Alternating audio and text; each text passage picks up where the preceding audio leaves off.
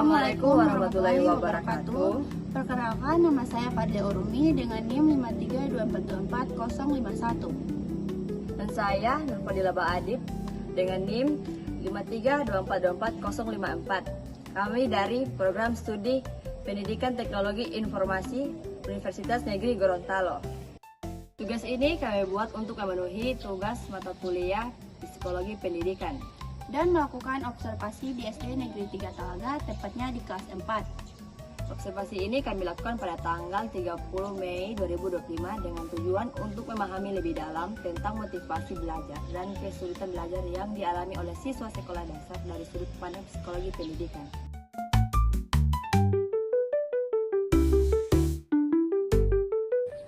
Alasan kami memilih motivasi belajar dan kesulitan belajar adalah karena kedua aspek ini sangat penting untuk proses pembelajaran di sekolah. Motivasi belajar merupakan faktor internal untuk mendorong siswa agar terlihat aktif dalam pembelajaran. Sementara kesulitan belajar mempengaruhi efektivitas pembelajaran dan mengganggu pencapaian pendidikan.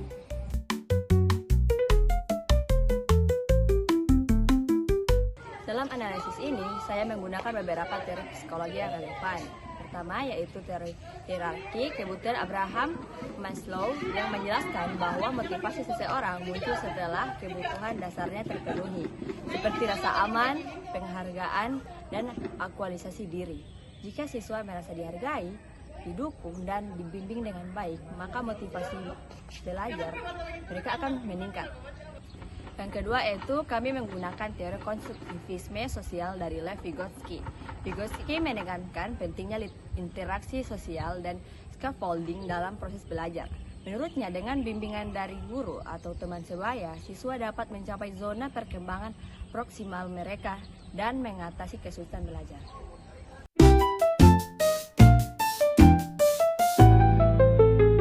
Berdasarkan aspek kognitif, secara umum, siswa kelas 4 di SD Negeri 3 Telaga menunjukkan kemampuan berpikir yang cukup baik. Mereka mampu memahami instruksi guru dan menyelesaikan tugas. Namun terdapat beberapa siswa yang lambat memahami materi, khususnya dalam pelajaran matematika. Kesulitan ini biasanya muncul ketika guru memberikan soal cerita yang menuntut pemahaman logika dan perhitungan sekaligus. Kedua, aspek emosional. Sebagian besar siswa tampak antusias mengikuti pelajaran. Mereka tertawa, semangat menjawab, dan aktif bertanya.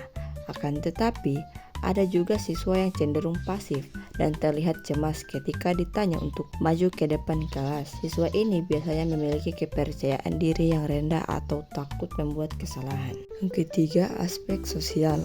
Hubungan sosial antar siswa di kelas cukup baik. Mereka saling membantu saat kerja kelompok dan menunjukkan sikap toleran. Ketika diberikan tugas bersama, siswa lebih terlihat semangat dan merasa lebih percaya diri. Hal ini memperkuat pandangan bahwa dukungan sosial dari teman sebaya sangat berperan dalam proses belajar. Aspek motivasi dan karakter. Motivasi siswa cenderung meningkat ketika guru menerapkan pembelajaran yang menarik, seperti menggunakan media gambar, permainan edukatif, dan metode tanya jawab interaktif. Pemberian reward seperti stiker, pujian, atau tepuk tangan yang mampu memicu semangat mereka. Namun, siswa dari latar belakang keluarga kurang mampu tampak kurang antusias, bahkan enggan bertanya saat tidak paham. Hal ini menunjukkan bahwa faktor eksternal seperti dukungan keluarga dan dukungan ekonomi juga berpengaruh terhadap motivasi belajar siswa.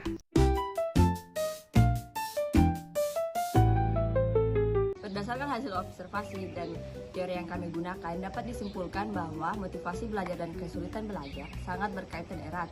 Siswa yang merasa didukung dan dihargai lebih mudah termotivasi, sementara siswa yang mengalami hambatan atau tidak mendapatkan bimbingan yang cukup akan mengalami kesulitan dalam memahami pelajaran. Sebagai calon pendidik, kami menyadari bahwa setiap siswa memiliki kebutuhan dan tantangan yang berbeda. Maka pendekatan yang digunakan harus bersifat fleksibel dan responsif.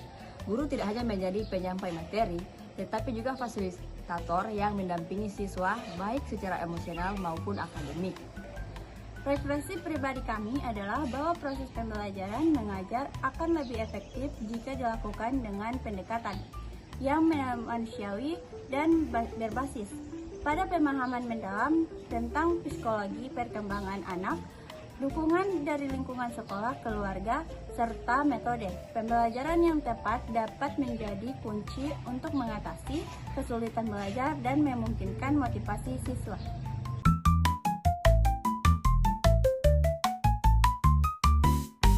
Sebagai penutup, kami ingin menegaskan bahwa motivasi belajar dan kesulitan belajar merupakan dua aspek yang harus diperhatikan secara bersamaan dan dunia pendidikan dasar. Melalui observasi ini, kami memperoleh banyak pelajaran berharga tentang pentingnya peran guru dan menciptakan suasana belajar yang mendukung.